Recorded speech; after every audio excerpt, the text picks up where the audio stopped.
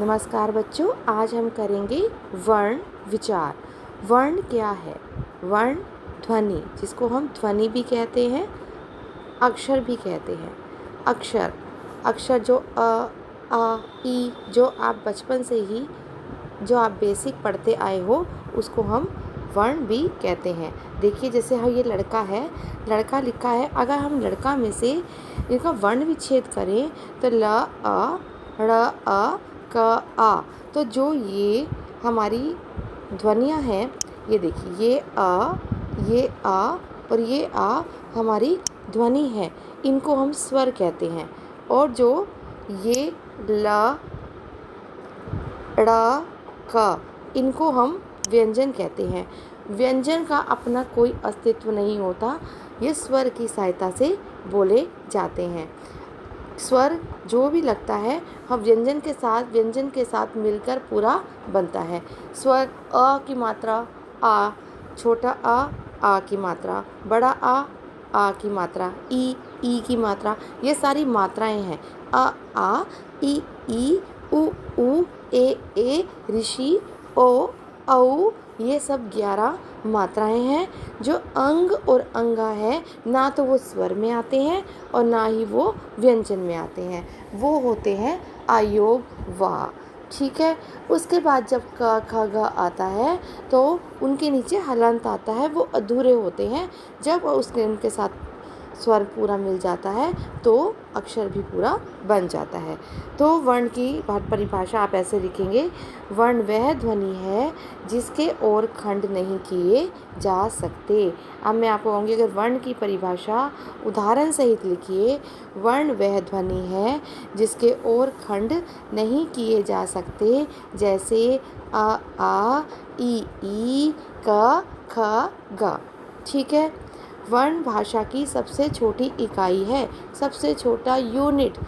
इससे छोटा अक्षर हिंदी भाषा में कोई और हो ही नहीं सकता जिसके टुकड़े किए जा सके। ठीक है। वर्ण ये हैं क, ख, ग आदि, और आ, ये सारे वर्ण कहलाते हैं। वर्णों के मेल से ही शब्द बनते हैं। वर्ण में प्रयुक्त होने भाषा में प्रयुक्त होने वाली वह ध्वनि और ध्वनि चिन्ह जिनके टुकड़े नहीं किए जा सकते, वे वर्ण कहलाते हैं। वर्णों के समूह को क्या कहते हैं? वर्णमाला। वर्णों के समूह को वर्णमाला। आ से लेकर के ज्ञा तक पूरे स्वर और व्यंजन, ये हैं टोटल पूरे 52 वर्णों के मेल से ही शब्द बनते हैं। वर्णमाला में कितने अक्षर हैं? 52। ठीक है। देखिए, सबसे पहले हमने आपको वर्ण के बारे में बताया कि वर्ण क्या है। वर्ण भाषा की सबसे छोटी इकाई जिसके टुकड़े नहीं किए जा सकते। ये संख्या में 52 हैं और वर्णों के मेल से ही शब्द बनते हैं। और वर्णमाला के अंदर कितने अक्षर हैं? वर्णों के समूह को क्या कहते हैं? वर्णमाला। हिंदी में वर्ण के 2 भेद हैं। हिंदी में वर्ण के 2 भेद हैं। ये देखो, स्वर और व्यंजन। स्वर और व्यंजन, वर्ण में 2 भेद हैं। स्वर, तो सबसे पहले हम स्वर करते हैं। देखिए, स्वर को हम कहते हैं वोवल्स। आप इंग्लिश में वोवल करते हैं ना, ए, ई, आई, ओ, यू, वोवल्स करते हो। ए लगा, ए साउंड, आई साउंड। तो यहाँ भी हिंदी में भी यही सेम बात आ जाती है कि जो ये वोवल्स हैं, देखो, आ, ई, आई, ओ, यू, सेम इसी के अंदर भी प्रयोग किए जाते हैं। अब स्वर देखो, जिन ध्वनियों के उच्चारण के समय हवा बिना किसी रुकावट मुख से बाहर आती है, उसे स्वर कहते हैं। स्वरों का उच्चारण स्वतंत्र रूप से किया जाता है। अब आप देखो, बोल के देखो, बिना किसी रुकावट के मुख से, आ, ई, उ, ए, आई, आई, ओ, औ, तो आराम से आपसे बोला जा रहा है। ठीक है। अब देखो, स्वर माला, आ, ई, उ, ए, ओ, औ। ठीक है। कितने हो गए ये? 1, 2, 3, 4, 5, 6, 7, 8, 9, 10, 11। कितने हैं ये? यहाँ पे हैं ये 11 संख्या में। ठीक है। उसके बाद ऋषि, 1 2 3 4 5 6 7 8 11। और देखो ऋषि, ऋषि का प्रयोग होता है, जो मात्रा लगती है ऋतु, ऋषि, ऋण आदि। जो री की मात्रा होती है वो कहाँ लगती है, जैसे आपने लिखा निरिप, तो यहाँ पे ऋषि की मात्रा प्रयोग की गई। अब देखो आ की मात्रा, ई की मात्रा, ई ऊ आप करते आ रहे हो, ये सारी मात्राएं आपको आती हैं। तो री की मात्रा मैंने आपको बता दी, निरिप हो गया, ठीक है। ऋषि में जो नीचे री करके लगता है, देखो कृपा, मृंग, सृष्टि, श्रृंगार आदि, ये सारे मात्राएं हैं। अब अनुस्वार, अंगा, आपको कहा था ना तो ये स्वर हैं आप में आते हैं और ना ही ये व्यंजन में आते हैं। इन्हें अनुस्वार कहते हैं, जिनका स्वर स्वतंत्र उच्चारण नहीं होता। इसका प्रयोग व्यंजनों के साथ होता है। व्यंजन के ऊपर रखते हैं। कैसे व्यंजन के ऊपर लगेंगे, ये देखिए।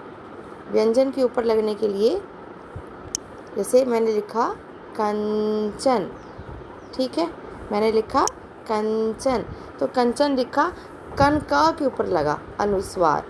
अनुस्वार का उच्चारण केवल नासिका से होता है और व्यंजनों के 5 वर्गों के अंतिम के स्थान पर आता है। इसे हम अनुस्वार कहते हैं, एक डॉट कहते हैं। अब देखो आगे आता है विसर्ग वाला। क्या आता है, विसर्ग वाला, इसे विसर्ग कहते हैं, ठीक है। इसका उच्चारण व्यंजन के साथ होता है, इसे विसर्ग कहते हैं। इसकी ध्वनि होती है ह। क्या होती है, ह, ह। इसे हम ह के नाम से भी जानते हैं, जैसे अतः, संभवतः, नमः, फलतः। इसका प्रयोग संस्कृत शब्दों के लिए किया जाता है। अब देखो जो आगे आई है, इसे हम आगत स्वर कहते हैं। आगत स्वर, जो जिसके ऊपर चंद्र बिंदु नहीं होता, इसके ऊपर केवल ये होता है ऐसी मात्रा, जो हम डॉक्टर में लगाते हैं, डॉक्टर, हमने यहाँ पे लगा के आपको बताई, डॉक्टर। इसे आगत ध्वनि कहते हैं। यह स्वर अंग्रेजी से आए शब्दों में ही आता है। इसका चिन्ह होता है जैसे बाल, डॉक्टर, कॉफ़ी आदि, ठीक है। शुरू से देखिए आपने पहले स्वरमाला करी। स्वरमाला में आपको 11 मात्राएं आई, जिसके अंदर ऋषि की मात्रा ये थी। उसके बाद अनुस्वार आया, उसके बाद आपका ये विसर्ग आया। अनुनासिक आपने अभी नहीं किया। अनुनासिक होता है चंद्र बिंदु। अनुनासिक होता है जिसमें नाक और मुख से आवाज़ सांस ली जाती है। मुख खुल जाता है, जब हम कहते हैं चांद, तो देखिए मुख खुल जाता है, उसमें ये क्या कहते हैं, हम मुंह खोल के बोलते हैं, टांग, आँख, ठीक है। चंद्र बिंदु का प्रयोग इस ढंग से किया जाता है। ये चांद बिंदु, हम लिखेंगे चांद, चांद लिखा, तब ऐसे उसको हम अनुस्वार कहते हैं। बस आज आप इतना ही कीजिए। आपको मैं दोबारा से करवा देती हूँ कि देखो वर्ण विचार, थोड़ा सा ये चैप्टर बहुत वास्ट है, आपको बहुत आराम से करना होगा। वर्ण वह ध्वनि है जिसके और खंड नहीं किए जा सकते। वर्ण वह ध्वनि है जिसके और टुकड़े नहीं किए जा सकते। वर्णमाला किसे कहते हैं, वर्णों के मेल से ही शब्द किसे कहते हैं, यहाँ पे आएगा। वर्णों के मेल से शब्द बनते हैं।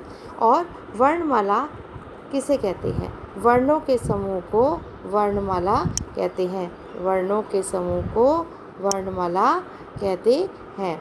वर्ण के कितने भेद हैं, वर्ण के 2 भेद हैं, स्वर और व्यंजन। स्वर और व्यंजन, स्वर क्या होते हैं, वो स्वतंत्र रूप से बोले जाते हैं। स्वर की परिभाषा, वो स्वर और ये स्वर, ये सारे 11 हुए, जिसमें ऋषि का प्रयोग करना है आपको, ऋषि की मात्रा के बारे में, अंग की मात्रा के बारे में, ठीक है। इसके अंग की मात्रा और विसर्ग के बारे में बताया, आगत ध्वनि के बारे में आपको बताया गया। और आप पूरे स्वर भी लिखेंगे ये मात्राओं के साथ। आ के मात्रा आ होती है, आ, ई, आ की मात्रा नहीं लगती, वो आ हर अक्षर में नज़र आता है। जैसे मैंने बोला अमर, आ के अंदर तो आ है ही, म प्लस आ, र प्लस आ, ई, ई बड़ी ई, ऊ, ऋषि, ऋषि की मात्रा ये। आज आप मात्राओं का ज्ञान करेंगे और सारी मात्राएं लिखेंगे। हम कल आपको करवाएंगे स्वर के 3 भेद होते हैं, ये पूरे करवाएंगे हम आपको डिटेल से। आज हम आपको बता देते हैं ह्रस्व स्वर, दीर्घ स्वर और प्लुत स्वर। जब आप पूरे स्वर करके आएंगे फिर हम आपको ह्रस्व स्वर और दीर्घ स्वर और प्लुत स्वर के बारे में बताएंगे। आज का आपका होमवर्क है कि वर्ण की परिभाषा उदाहरण सहित लिखिए, वर्ण के कितने भेद हैं ये बताइए, और वर्णमाला किसे कहते हैं, शब्द किसे कहते हैं। ये 3 को 4 क्वेश्चन है जो आप इसमें से अपने आप ही निकालेंगे। बस आज के लिए इतना ही। धन्यवाद।